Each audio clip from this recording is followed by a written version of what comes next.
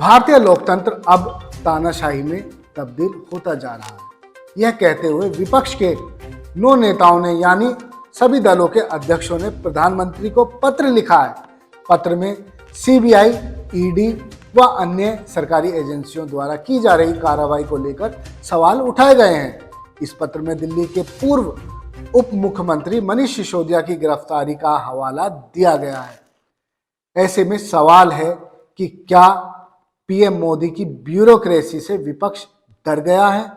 नेताओं का कहना है कि प्रधानमंत्री को पता चल सके कि किस तरह से सरकारी एजेंसियां काम कर रही हैं, इसलिए पत्र लिखा गया है। अब मीडिया में तरह तरह की खबरें आने लगी हैं, कोई इसे सही ठहरा रहा है तो कोई इसको गलत बता रहा है। चैनलों को देखने से लगेगा कि पत्र लिखकर विपक्ष ने अपनी गलतियां छुपाई हैं, अपने आप को बचाया नहीं बल्कि अपनी गलतियां छुपाई हैं। ईडी और सीबीआई से वो डरे नहीं हैं। मैं आपको बताना चाहूंगा कि आखिर पत्र लिखने के पीछे विपक्ष की क्या मजबूरी है। दरअसल विपक्ष के नेता इस वक्त ईडी, सीबीआई और इनकम टैक्स की हो रही लगातार रेड से डर चुके हैं। उनको पता नहीं कब किसको जेल जाना पड़े, सलाखों के पीछे जाना पड़े। विपक्ष बार बार हमला बोल रहा है कि कार्रवाई विपक्ष को कमजोर करने के लिए की जा रही है। जिस तरह से कार्रवाई हो रही है उसको लेकर विपक्ष के नेताओं में रोष है, गुस्सा है और कई सवाल हैं। हो भी क्यों ना, एक एक कर सभी नेता जेल जो जा रहे हैं। चर्चाएं की जा रही थी कि मनीष सिसोदिया के बाद अब अरविंद केजरीवाल की बारी है, यानी उनको जेल भेजा जा सकता है। कमी ढूंढी जा रही है क्योंकि लोकसभा चुनाव 2024 में अरविंद केजरीवाल विपक्ष की ओर से प्रधानमंत्री पद के चेहरा बन सकते हैं। वैसे तो यह बातें अभी तक बातें ही हैं, लेकिन दिल्ली और पंजाब में आम आदमी पार्टी के प्रदर्शन को देखते हुए यही लग रहा है कि आपका गोवा और गुजरात में बेहतरीन प्रदर्शन भी रहा है। आम आदमी पार्टी ने मजबूत पकड़ बनाई है और भाजपा के वोट में सेंध लगाई है। इसीलिए अरविंद केजरीवाल पीएम पद का चेहरा हो सकते हैं। राजनीतिक जानकार कहते हैं कि यह सेंधमारी अरविंद केजरीवाल ने भाजपा के वोट बैंक में नहीं की बल्कि कांग्रेस के वोट बैंक में सेंध लगी है। दिल्ली में कांग्रेस का वोट बैंक अरविंद केजरीवाल ने खत्म कर दिया। फिर दिक्कत क्या है? दिक्कत यही है कि अरविंद केजरीवाल पीएम का चेहरा ना बने। चिट्ठी लिखने वालों में 9 नेता शामिल हैं, जिसमें बंगाल की मुख्यमंत्री ममता बनर्जी, दिल्ली के मुख्यमंत्री अरविंद केजरीवाल, बीआरएस चीफ के चंद्रशेखर राव, पंजाब के सीएम भगवत मान, राजद नेता Tejashwi Yadav, national conference leader Farooq Abdullah, राकपा चीफ शरद पवार, शिवसेना ठाकरे ग्रुप के अध्यक्ष उद्धव ठाकरे, समाजवादी पार्टी के अध्यक्ष अखिलेश यादव शामिल हैं।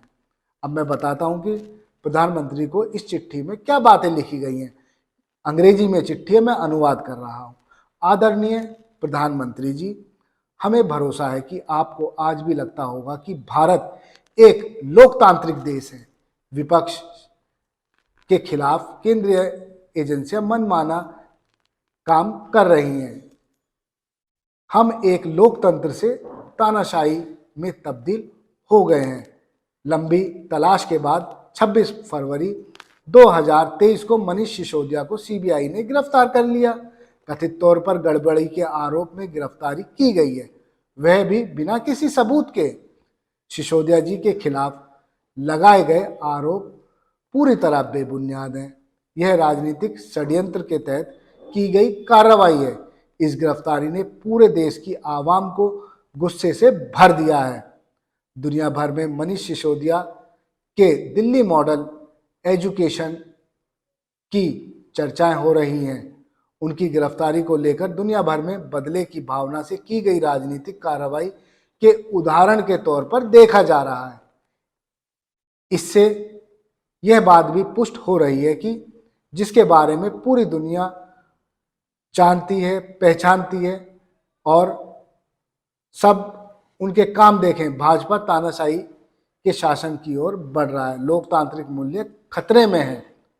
आपके शासन में 2014 से अब तक जितने भी राजनेताओं की गिरफ्तारी हुई है, छापेमारी हुई है, पूछताछ की गई है उनमें अधिकतर नेता विपक्ष के नेता है। मजेदार बात यह है कि उन विपक्षी नेताओं के खिलाफ केंद्रीय एजेंसियां धीमी पड़ गई हैं जो बाद में भाजपा ज्वाइन कर चुके हैं। जो नेता भाजपा ज्वाइन कर लेते हैं उनके खिलाफ जांच धीमी पड़ जाती है। उदाहरण के तौर पर पूर्व कांग्रेस नेता असम के मौजूदा मुख्यमंत्री हेमंत बिस्वा शर्मा ईडी और सीबीआई ने 2014 और 15 में शारदा चिट फंड घोटाले में उनके खिलाफ जांच शुरू की थी। हालांकि जब से उन्होंने भाजपा ज्वाइन की तब से केस आगे नहीं बढ़ा है। इसी तरह शारदा स्टिंग ऑपरेशन को देख लीजिए। तृणमूल नेता शुभेंदु अधिकारी और मुकुल रॉय ईडी और सीबीआई के रडार पर थे। विधानसभा चुनाव से पहले इन दोनों लोगों ने भाजपा ज्वाइन कर ली, तब से केस में कोई खास तरक्की नहीं हुई है। महाराष्ट्र के नारायण राणे को भी ले लीजिए, उनके केस में भी ऐसा ही है। इसके अलावा कई और भी एग्जाम्पल दिए गए हैं। ये एक छोटा सा अंश है और विपक्ष अब डर चुका है, सहम चुका है और आने वाले लोकसभा चुनाव में किस तरह की विपक्ष की रणनीति होगी ये वक्त बताएगा, लेकिन अब वे चुप नहीं बैठने वाले हैं। मेरे साथ देखते रहिए। जय हिंद जनाब। चैनल को लाइक और सब्सक्राइब करना ना भूलें। जय हिंद।